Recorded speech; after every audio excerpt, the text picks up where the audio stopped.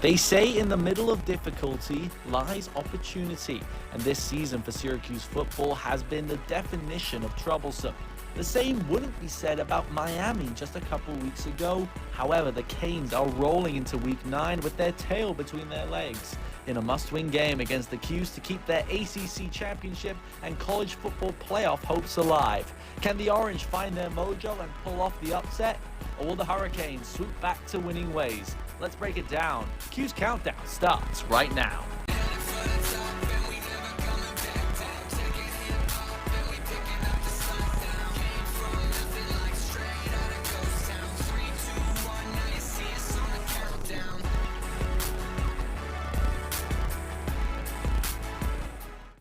And welcome inside our CitrusTV studios for this live Cuse Countdown. Alongside Drew Albaugh and Ben Chadwick, I'm Nicholas Waley, here to break down Syracuse on the road against number 18 Miami.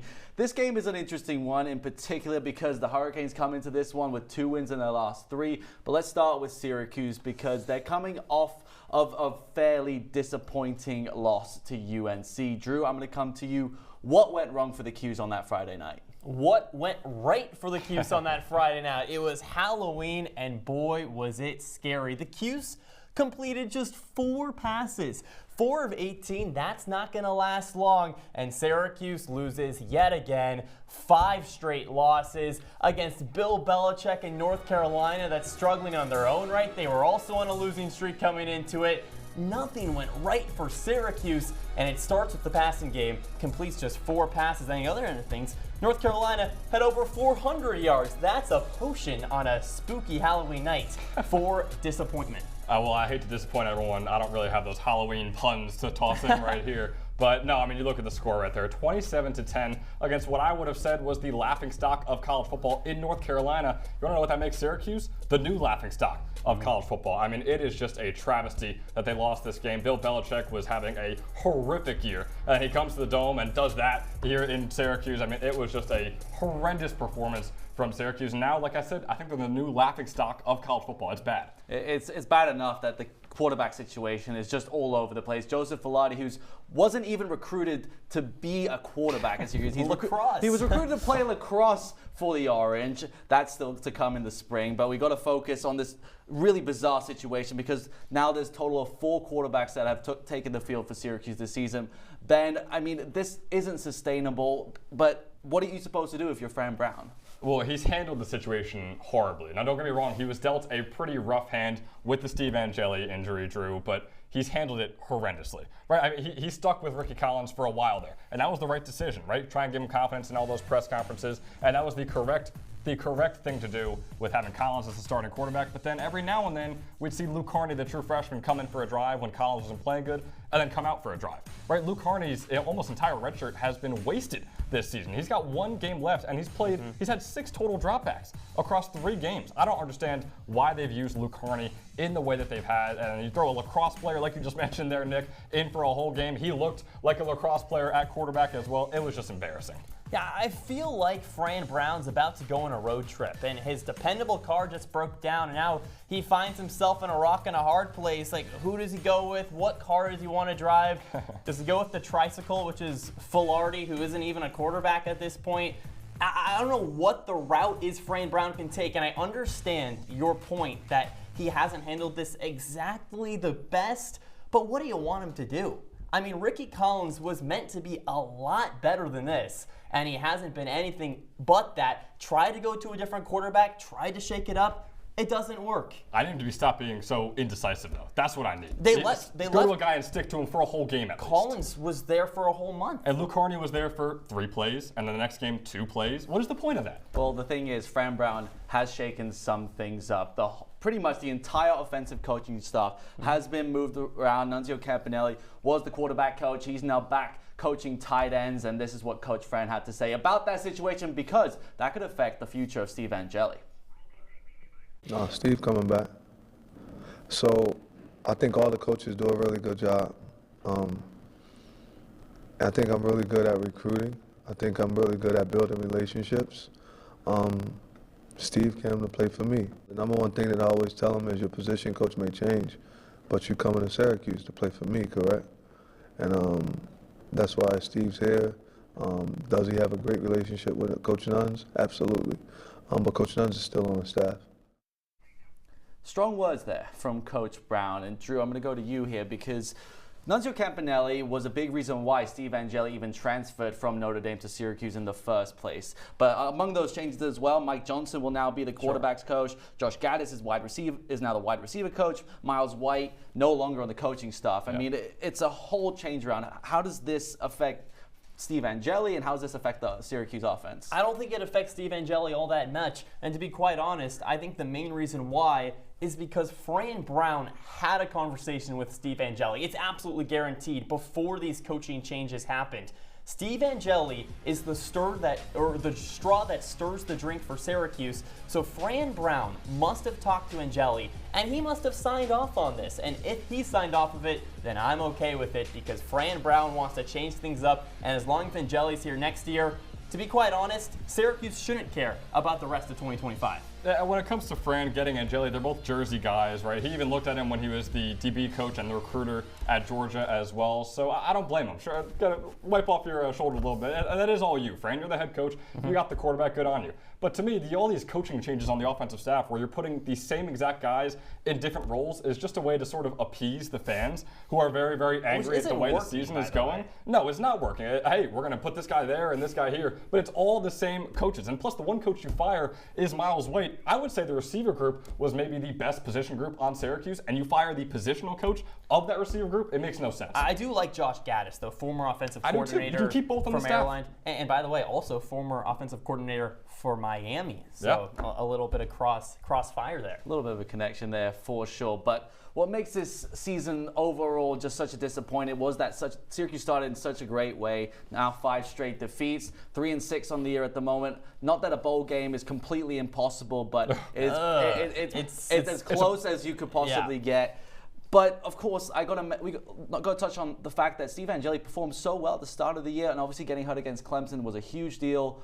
Ben, does that give Syracuse an excuse on this year? Well, first off, I'm going to give you the Ben Chadwick guarantee. A bowl game is impossible. For anyone out there wondering, can Syracuse win these last 3? They cannot. But when it comes to the Steve Angeli injury, up until this North Carolina game, Drew, I was kind of on the boat where, look, Steve Angeli was obviously a quarterback that was going to get Syracuse to 6-6, 7-5 maybe. This was going to be a solid team with him. Then he goes down, team doesn't look great. You're on your backup quarterback, right? Stuff happens. But in this UNC game, we're going to keep harping on it, you throw Joseph Filardi in there. He's a top 55 recruit for lacrosse. He is a walk-on for football. He looked like that out there. He turned the season into a joke when he put the lacrosse player at quarterback. So now I've lost all respect for the season. I almost feel like I don't need to say anything. I mean, just look at your screen right there. 15th in points per game, 12th in yards per game, 16th points allowed, and last in yards allowed. Your offense isn't good. Your defense isn't good. And when you combine those two things, I don't care. You can blame Steve Angeli getting injured all you want. The defense still isn't good. You can blame whoever you want. This has been a failure for Syracuse football because if you don't make a bowl game, if you're last in practically every statistical category, that's a failure at the end of the day. I'm with you. And 3 games left now for Syracuse football. First against Miami down in South Florida. Well, when we come back, we'll check in with our beat reporter for this game. It's our very own Max Gibbon. He's enjoying the sunshine down in the Sunshine State. We'll speak with him when we return.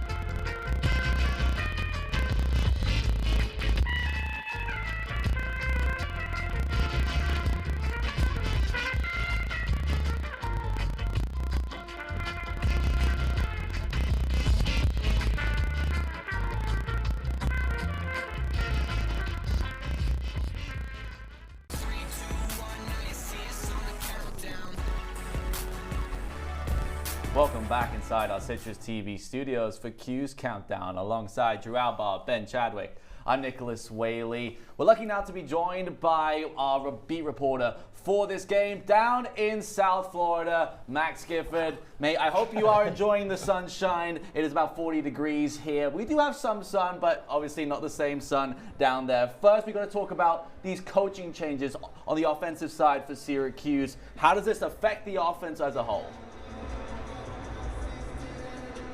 Well, Nick, first of all, I'll be the first one to say you can't see it right now, but I'm sweating through the suit over here. It's about 85 degrees, and it feels like 90 here in Miami Gardens. But to your question about the coaching staff, that's been the big question all week. How will these coaching changes affect Syracuse's offense? And to be honest, I'll be the first one to say, you know, the players are the ones who are supposed to play on the field, and the coaches are the ones that are coaching. So, you know, maybe that doesn't have too much of a correlation, but I think if you're looking at one unit in particular, you can look at the wide receivers room. With Miles White being out and Josh Gaddis coming in, I think not many Syracuse fans remember Josh Gaddis was the guy who was screaming on the sideline at SMU at Ricky Collins. So he's a guy that can provide a spark for this SU squad and this wide receivers room, a unit that has severely underperformed over this last stretch, especially with the loss of Steve Angeli. Now, I do think that with Gaddis's resume coming over from Michigan, Alabama, he even coached with Mario Cristobal as an OC and wide receivers coach. So we know he has the experience, and I think it's going to be interesting to see how having him in charge of a unit does for guys like Jonte Cook, Dan Villari, Darryl Gill, giving those guys a little bit of a boost going into this game when Syracuse really needs to put up some points against a high-flying Miami offense. Yeah, Max, you mentioned Ricky Collins a week off against North Carolina. Does this hurt or does this help Collins down in the Sunshine State? Well, it's really hard to say, Drew, because, I mean, the quarterback carousel for Syracuse seems to never end. I'm wondering when we're going to get off this merry-go-round. I mean, it seemed like it was over with Joe Filardi a week ago. You thought maybe Luke Carney was the answer, but Ferran Brown has gone back to Ricky Collins after saying that Luke Carney will redshirt and that Joe Filardi just maybe didn't have the game that he wanted. Again, true freshman, very young, but I think a week off, I mean, it has to help Collins, and I think especially with a new voice in that quarterback's room, going back to the coaching staff. You have Michael Johnson in that quarterback room now, a guy that has played quarterback, a guy who has experience at that position, and I think having a new voice in that meeting room will really help, because Ferran Brown's taken all the necessary steps, right?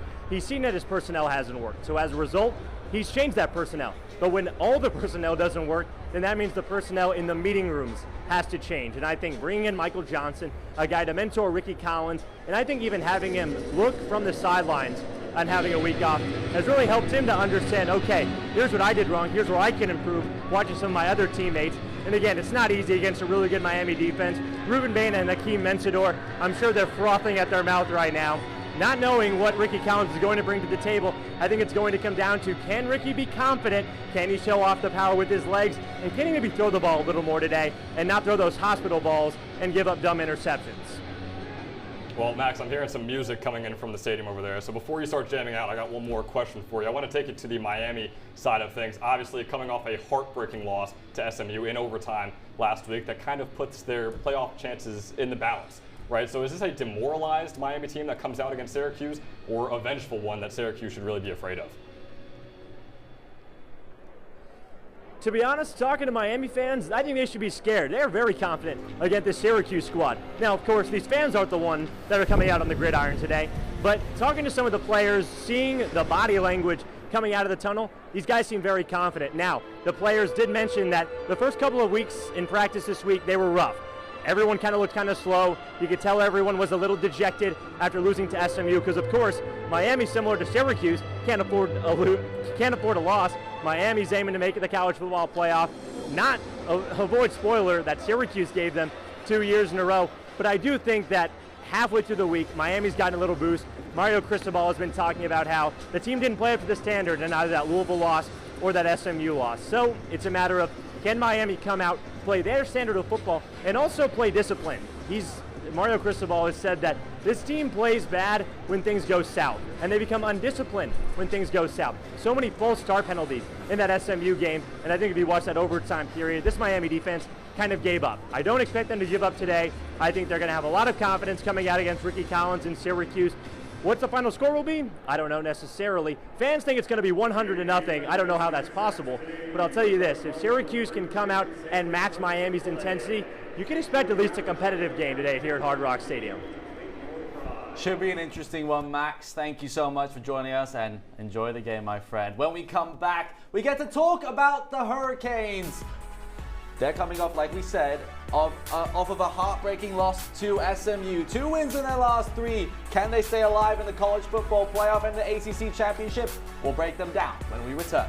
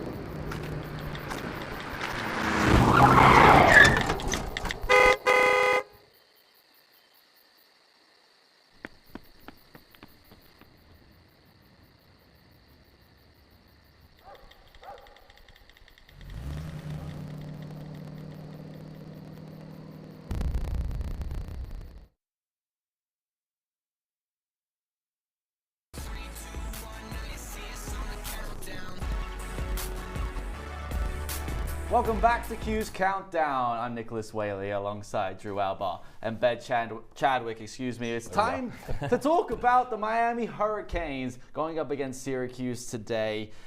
Big expectations for this team coming into the season. We're ranked in the top 5 in the AP poll regularly through the first 7 weeks of the season. 5-0 to start. Drew, start with you. I mean, what's gone wrong with this Miami team? The problem has been, they're right there, right? Number 18, number 10 in the preseason. Right now, it's the offense. Carson Beck and the offense just not to the caliber of Miami's defense, which has been really solid, the best in the ACC.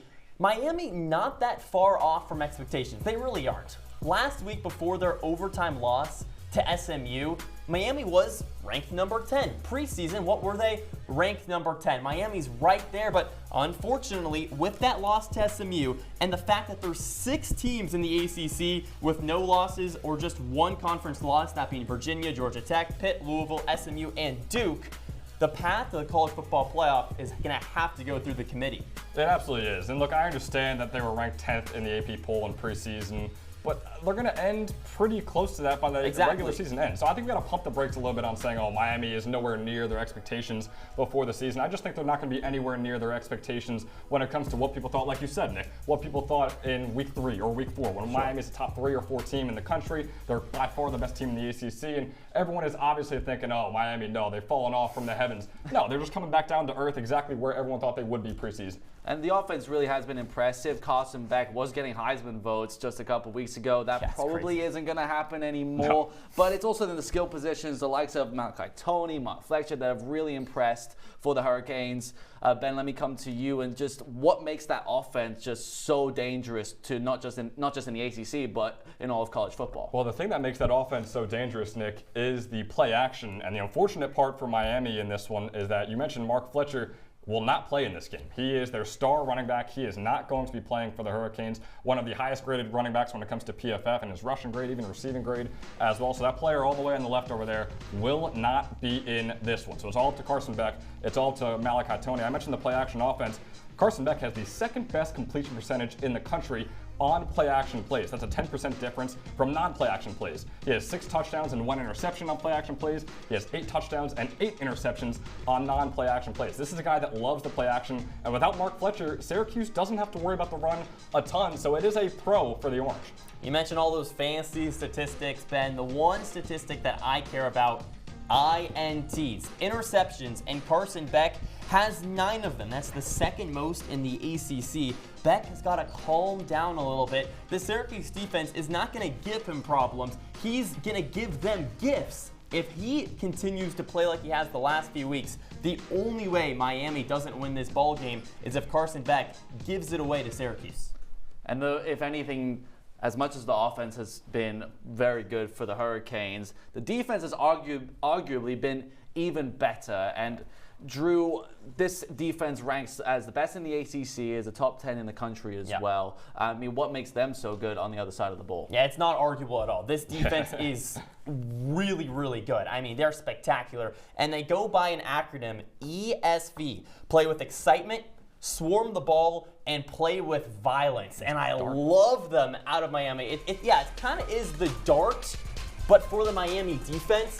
And they've been absolutely spectacular. Bryce Fitzgerald with 3 interceptions. Ruben Bain, one of the best edges in the entire country. We're going to touch on him in just a moment, but this Miami defense, legit, Ben. They absolutely are legit. You mentioned Ruben Bain. For anyone wondering when we're going to talk about him, hold your horses. We're going to get there, right? Just give us a couple moments here. He absolutely needs to be talked about. Maybe one of the best players in the entire country. You look at the stats right there, Miami. In terms of the ECC, which again isn't the best conference in the world, but my goodness, they have been incredible. A couple players for them as well. Their corner, Keontae Scott, is an absolute bruiser. He's got the most pressures, hurries, and quarterback hits among all cornerbacks in the country. And then on the other side of Ruben Bain is their edge rusher, Akeem Mesidor, who's got a top 10 PFF grade in the country as well.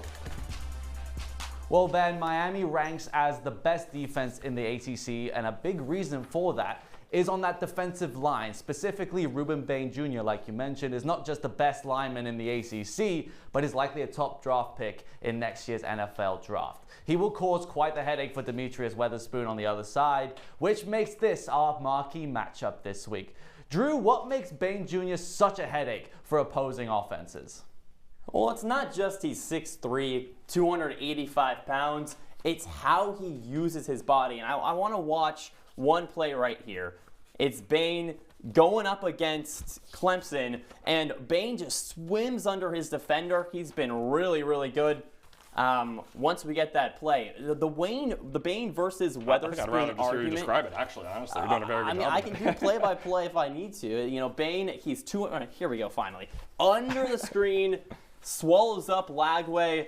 Look at him go. On the inside here, he just swims under his defender, dips that right shoulder. He's 285 pounds, but he tiptoes like he's 185 pounds. He is so elite, fast, quick, everything you want out of an edge. He is a freak athlete. I couldn't agree more on that. The play I want to check out is against Bethune-Cookman. Might not be Florida, but Bethune-Cookman, an FCS team, probably on a similar level when it comes to Syracuse as well. So pretty comparable, so I think it's going to be a great play to look out for here. Look at him right there. I mean, this speed he has goes straight to the quarterback, barely even touched. Ball is out, going the other way. I mean, he is a difference maker out there for the Hurricanes. You can see him right here. Look at this O-lineman. He has no idea what's coming. Maybe gets one hand on him. Doesn't even affect the way on his path to the quarterback. I mean, Ruben Bain Jr. is an unbelievable athlete. We're in slow-mo here, but he's still quicker than ever. Wow. He is an unbelievable, when it comes to athlete and his quickness, you saw his strength in the clip that you showed us before too. He is an absolute problem and maybe the best player in college football.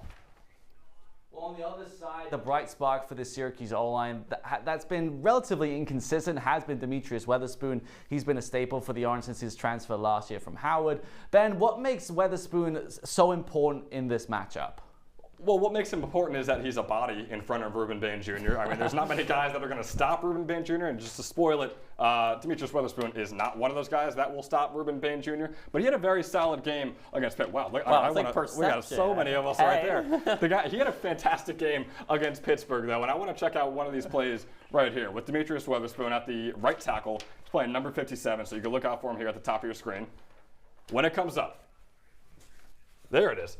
So Ruben Bain Jr., he's going against Ruben Bain Jr. Demetrius Weatherspoon against the O-lineman. Look at those strong arms, just holding him put. He's trying to go left, right, cannot go anywhere. Ricky Collins throws the pick downfield. We're going to try and skip past that and focus on the O-line here. And you see him again at the top of your screen. Demetrius Weatherspoon, a guy trying to go for the speed move on him, and he just doesn't let him. He's a really good athlete, especially for his size. Another interception on your screen from Ricky Collins. We can't really skip past those. You're cherry picking this. He takes care of two guys there, a defensive tackle, an edge rusher. He does a fantastic job. It's just a matter of what the quarterback does when he gives him the good blocks. Yeah, I totally understand that. Showing 2 picks for Ricky Collins. There's a lot of them. I want to show Weatherspoon maybe not as good and why it could be a problem against Clemson. TJ Parker dips under and pressures Angeli. can get the ball away in time, but a quarterback like Ricky Collins isn't going to make this same play. Dips under Parker, who, by the way, is very comparable to Bain. 6'3", 265. Bain is 6'3", 275. And here's Filardi around the edge at the bottom of the screen. Swallow it up. And my goodness, once again, let's watch it in slow-mo. Tries to stay on the outside, but the only problem is he's not fast enough. And if you want to talk about speed, you talk about Bain. And if you want to talk about stopping speed, well, you don't want to talk about Witherspoon. I wouldn't say so, no. Well, those are two big lads that definitely will be an interesting matchup in this game between Syracuse and Miami. Drew, Ben, amazing work on our marquee matchups for this week. Well, when we come back, it's almost game time between the Orange and the Hurricanes. We'll take a look at what's going on around the country as well, and of course, our keys and predictions. Don't go anywhere.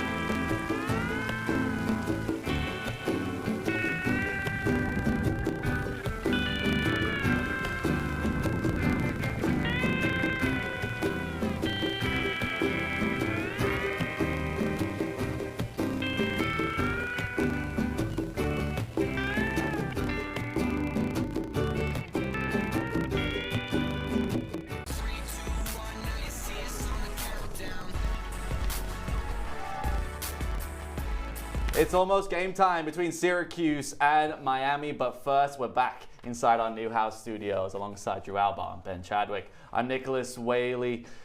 It's time to talk, just transition over to the court and talk about men's basketball because they're underway against Delaware State. It's actually over, and it's an absolute walloping by the Orange over a Delaware State team that is 0-2 now, but I mean, Kyan Anthony with 19 points, Donnie Freeman with 20. It's the underclassmen shining for the Orange. With Carmelo in attendance, Kyan puts up 19. And yeah, you mentioned it, Donnie Freeman, huge all around. Delaware State, not a great team, but Syracuse beats a bad team by 40. And that's something that the Orange did not do last year. Yeah, it's a big improvement from last year. I want to shout out William Kyle, who's not on the screen too. He had nearly a double-double, 13 boards, and 6 blocks on the game as well. He has been a difference maker. And also shout out to Stan Waterman, the head coach of Delaware State. Talked to him the other day. Fantastic guy. Unfortunately, he had to suffer a 40-point loss in the Dome today, but a great guy.